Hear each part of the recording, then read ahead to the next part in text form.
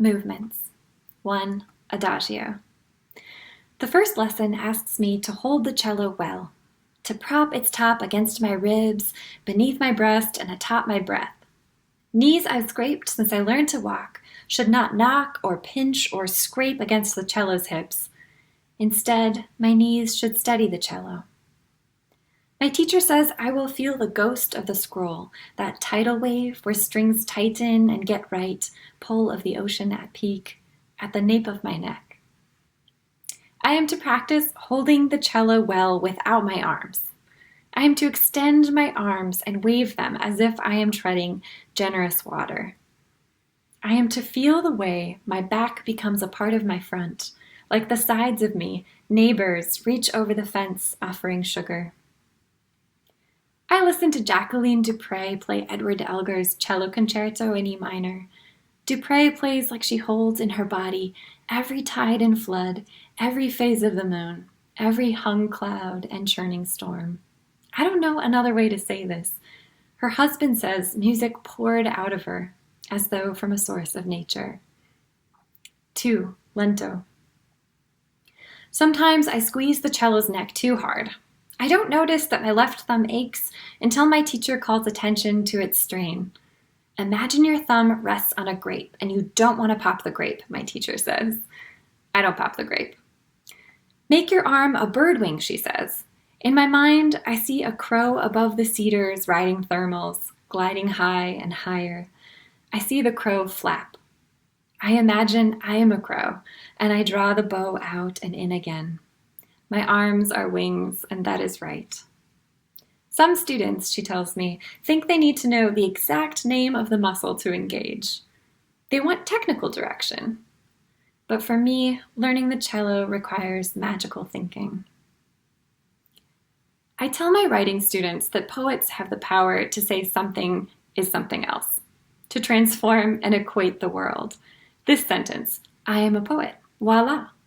This sentence, my arm is a bird wing. I imagine poets stitching the world together, long silver threads of text, lines prompting reading, dreaming minds not to see everything by itself and separate, but to see the seams often unseen in the dark expanses across space and time. This is perhaps a power not to wield, but to hold, to practice holding. 3. Adagio. When my brother and I lived together as adults, we went to the mountains each year for his birthday. One year, the sun warded off all clouds with its low autumn sweep.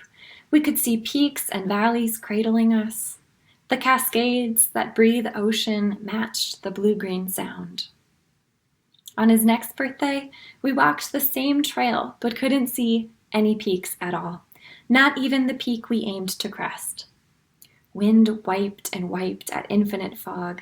Clouds clung to us, dampening us. Komakulshan, the great watcher, should have been right in front of us, but we wandered without a long view and without landmarks. I am used to seeing something one day and not seeing it the next. Something can make me forget that a mountain watches over the bowl of land in which we dwell, all the way to the blue well of the bay. Something can make me blue and listless. There are people that face hardship and imagine moving beyond it. I can't always imagine that. Sometimes the rain obscures. My mind says stop and means you are not a bird, you are not a cellist, you are not a poet. Turn back. 4. Allegro. At 28, Dupre could no longer feel the weight of her bow. She could not hold her cello well.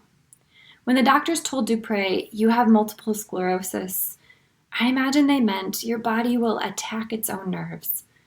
Your nerves will scar and falter and mute. Your position sense will diminish. Imagined motion in your mind will no longer speak to your body.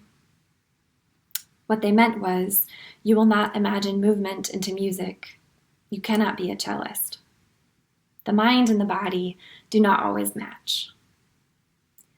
I am learning how to move my left hand over the unmarked landscape of strings. One night, my hand drifts just right on the first try. I trust my arm and resound the note again and again, amazed that my body remembers where to place my hands. Something born from and beyond the body survives us. When I watch clips of Dupré, my motor neurons prime. I study her bowing arm, and my arm lifts as if I am a marionette strung to a flock of birds, as if I am strung to her. I breathe when she breathes. My body tries to match her body. All day, Dupré plays Elgar in my mind. She moves me. 7 years after her diagnosis, Dupré said, "The music is still alive in my head." I imagine she did not mean I am no longer a cellist. I imagine she meant what I imagine remains. From my open string, a long tone sounds. When I say a long tone sounds, I mean imperceptible molecules move to touch. These silver strings bind everything together. These unbound waves resound old tones bowed by those before us. Their meeting makes them known as this note.